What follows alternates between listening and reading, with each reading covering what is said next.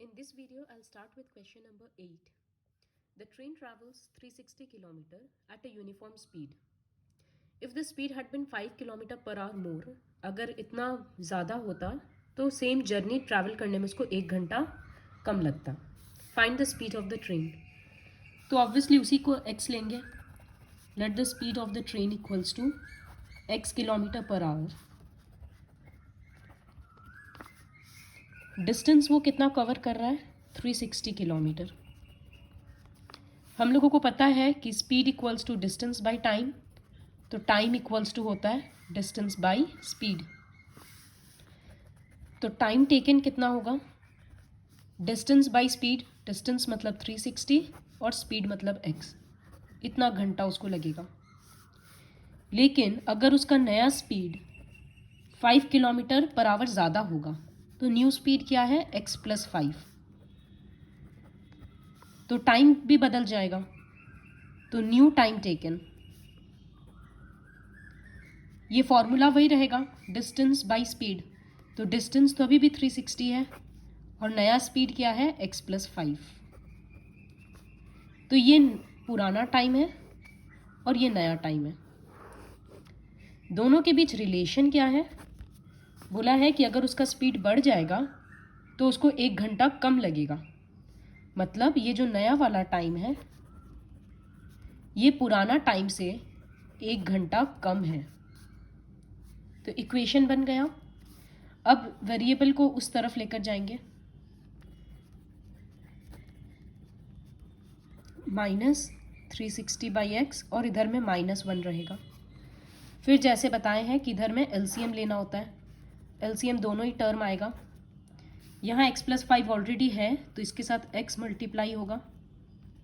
फिर बीच में माइनस और इस 360 के साथ x प्लस 5 मल्टीप्लाई होगा. तो ये 360x, ये हो गया -360x और -1800. और नीचे में ये मल्टीप्लाई होकर हो जाएगा x² प्लस 5x. इधर का माइनस देना मत भूलना. ये दोनों कट गया तो इधर में बचा -1800 और इस तरफ हो गया -x² माइनस 5x, क्योंकि दोनों -1 के साथ मल्टीप्लाई हुआ.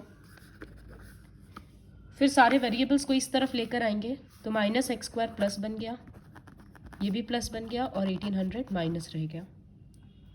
अब इसको सॉल्व करने के लिए या तो प्राइम मिडिल टर्म कर सकते हैं या फिर क्वाड्रेटिक फार्मूला. a का वैल्यू 1, b का वैल्यू 5, c का वैल्यू -1800. तो हम लिखेंगे सबसे पहले क्या निकालते हैं? b² minus 4ac.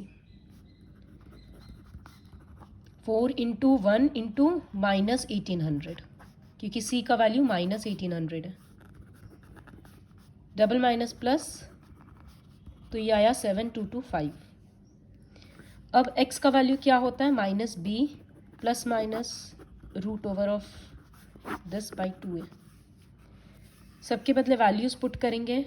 माइनस फिर 5, 2a मतलब 2 इंटू 1, क्योंकि a का वैल्यू 1 है. 7225 85 का स्क्वायर रूट है.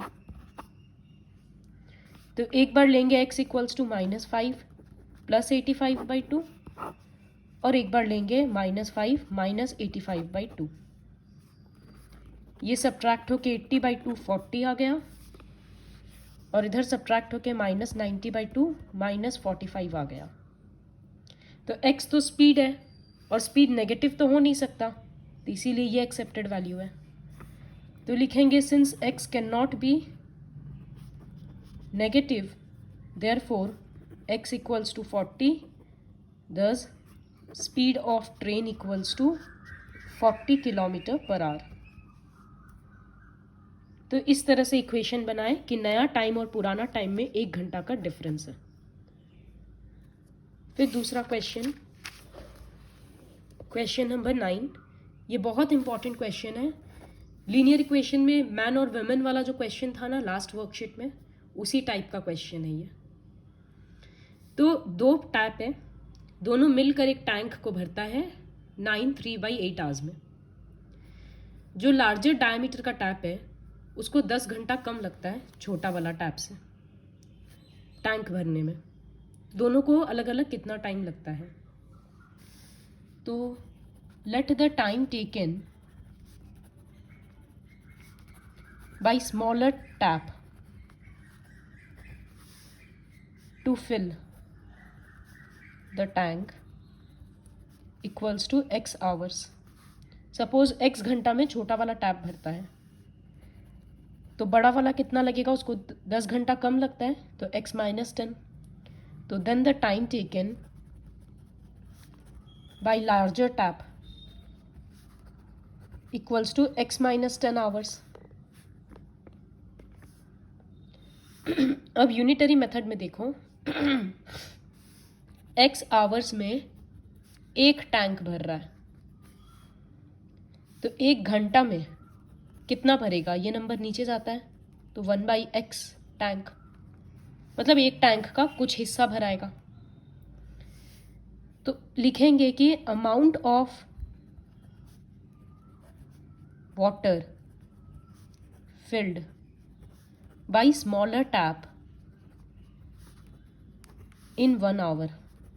एक घंटा में छोटा वाला टैप कितना भरेगा, 1/x। कैसे हुआ, x आवर में एक टैंक पूरा भर रहा है वो अकेले, तो एक घंटा में कितना भरेगा, 1/x। क्योंकि ये यूनिटरी मेथड में 1 निकालते हैं तो ये नीचे चला जाता है। उसी तरह से बड़ा वाला टैंक x माइनस 10 आवर्स में, बड़ा वाला टैप x माइनस 10 आवर्स में एक टैंक भर रहा है, तो वो एक घंटा में कितना भरेगा, 1/x माइनस 10। तो यहाँ लिखेंगे कि amount of water filled by larger tap in 1 hour equals to 1/x minus 10। Together they can fill in 9 3/8 hours। इसका मतलब 75/8 आवर्स। 9 into 8 72 plus 3। तो इसको यूनिटरी में क्या समझाएंगे कि 75/8 आवर्स में वो लोग एक टैंक भर रहा है मिल के। तो मिल के वो लोग एक घंटा में कितना भरेगा, इसका रेसिप्रोकल हो जाएगा 1/75/8। इसका मतलब 8/75।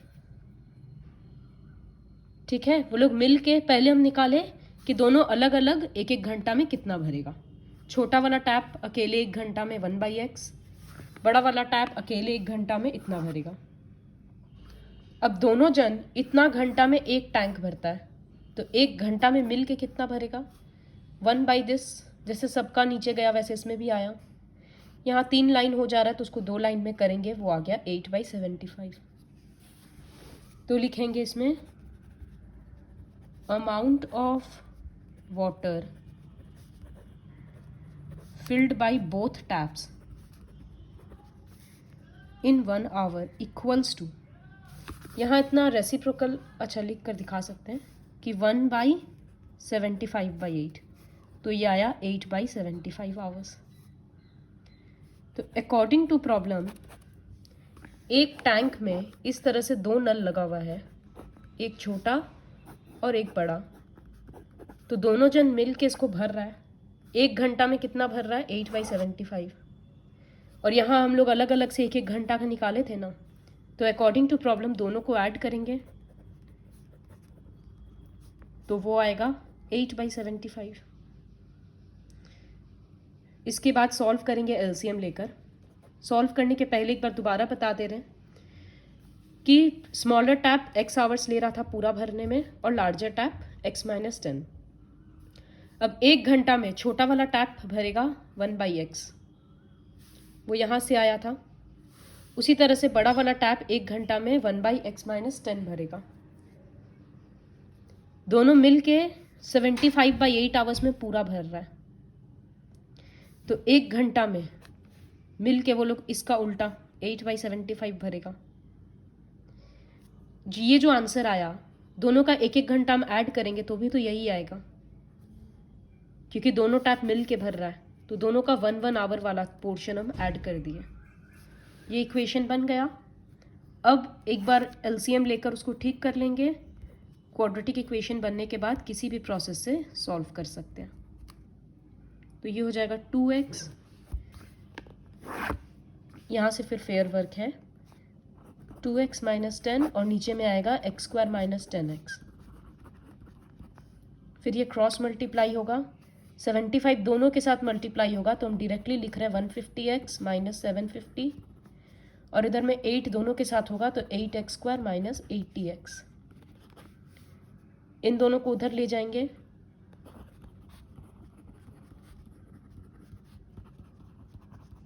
तो साइन चेंज हो गया। फिर ये बन गया 8x square minus 230x plus 750। पूरा इक्वेशन को फ्लिप करके लिख दे रहे हैं। अब यहाँ से a का वैल्यू 8, b का वैल्यू माइनस 230, c का वैल्यू 750। तो क्वाड्रेटिक फॉर्मूला के लिए b स्क्वायर माइनस 4ac लगाएंगे तो होगा माइनस 230 का स्क्वायर माइनस 4 इंटू 8 इंटू 750। इसका स्क्वायर होगा 52900 माइनस 24,000। तो ये आंसर आया 28900।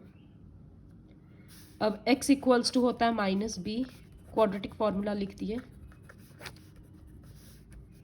तो माइनस ऑफ b का वैल्यू था माइनस 230, तो 2 बार माइनस लगा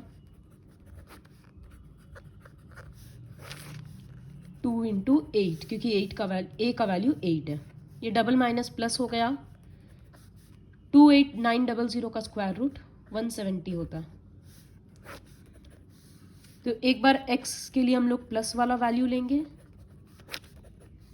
और एक बार माइनस वाला। तो ये हो रहा है 400/16 मतलब 25 आवर्स, और एक बार हो रहा है 15/4 आवर्स। अब यहाँ तो दोनों ही पॉजिटिव वैल्यू आया लेकिन अगर एक बार x 25 लेंगे मतलब छोटा वाला टैप को अगर 25 आवर्स लगेगा तो बड़ा वाला टैप को कितना लगेगा 25 माइनस 10, 15 आवर्स। अब अगर हम लोग 15/4 लेंगे यहाँ पर, अगर x का वैल्यू हम 15/4 ले लेते हैं तो जब हम लार्जर टैप के लिए माइनस करेंगे ना माइनस 10, तो वो आंसर क्या आ जाएगा, नेगेटिव आ जाएगा, और आवर्स तो नेगेटिव में हो नहीं सकता है, तो इसी वजह से ये वैल्यू रिजेक्टेड है। तो इतना लिख कर दिखा सकते हैं, नहीं भी दिखा सकते हैं, हम डायरेक्टली भी लिख सकते हैं x can not B 15/4, therefore x equals to 24. Thus time taken by smaller tap equals to 24 hours और time taken by larger tap equals to इससे 10 घंटा कम मतलब 15 आवर्स। तो इस तरह से ये क्वेश्चन होगा। फिर क्वेश्चन नंबर 10, ये भी स्पीड का ट्रेन है, स्पीड का क्वेश्चन है। एक एक्सप्रेस ट्रेन है और एक पैसेंजर ट्रेन है। एक्सप्रेस ट्रेन को 1 घंटा कम लगता है 132 किलोमीटर ट्रैवल करने के लिए। तो अगर average speed of express train is 11 kilometre per hour more than that of the passenger train, passenger train से एक्सप्रेस ट्रेन का स्पीड 11 किलोमीटर पर आवर ज़्यादा है। तो let the speed of passenger train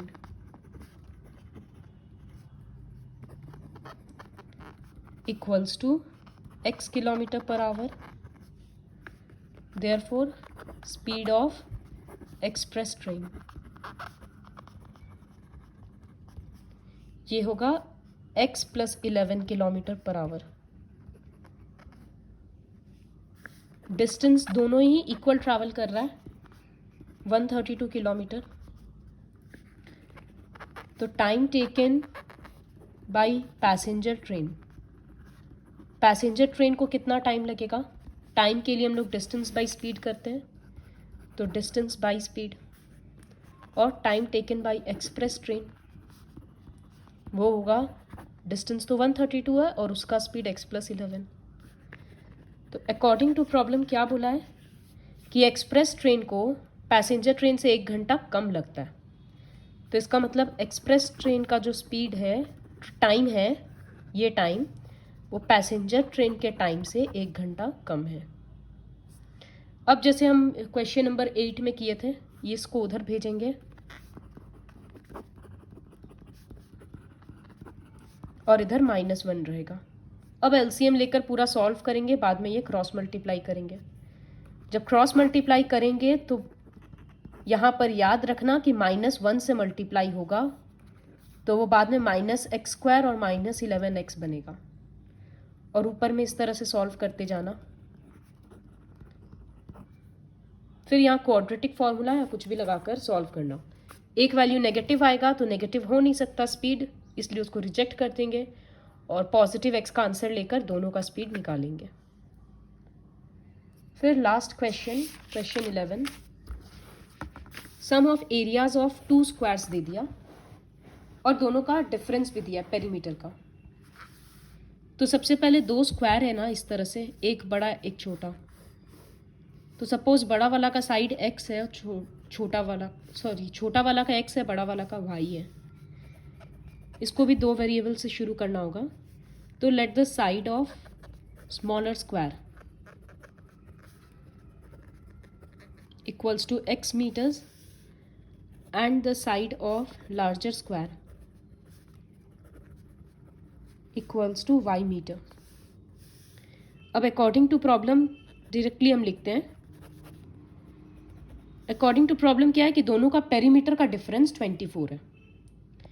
तो अगर साइड x है तो perimeter क्या होता है 4 इंटू साइड, इसका मतलब इसका पेरीमीटर होगा 4x और इसका पेरीमीटर होगा 4y।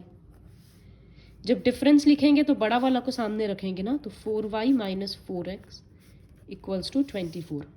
ये हो गया डिफरेंस ऑफ द पेरीमीटर। सबसे 4 हट जाएगा, 24 डिवाइडेड बाई 4 6। एक बार इसको छोड़ दिए। अब बोला है सम ऑफ द 2 स्क्वायर्स, तो एंड दोनों का स्क्वायर का एरिया। तो स्क्वायर का एरिया होता है साइड इंटू साइड, मतलब x इंटू x स्क्वायर, और इसका y स्क्वायर। दोनों का एरिया 468 हो रहा है इस तरह से। तो यहाँ पर क्लियरली समझ में आ रहा है कि जिसे इस तरह से हम यहाँ से y निकाल सकते हैं इक्वल्स टू 6 + x, और अब इस y का वैल्यू को हम यहाँ पर पुट कर सकते हैं। तो 1 वेरिएबल हो जाएगा ना, उसको इक्वेशन 1 दे दिए और यहाँ y के बदले लिख दिए 6 + x का होल स्क्वायर। कहाँ से रिप्लेस हुआ? From equation 1। अब जब इसको ओपन करेंगे तो याद से a² + b² + 2ab वो आइडेंटिटी लगाएंगे। यहाँ x² ऐड होके 2x², ये बन गया 12x। 468 इधर आकर 36 के साथ सब्ट्रैक्ट हो जाएगा तो बनेगा 432। फिर सबसे 2 हट रहा है,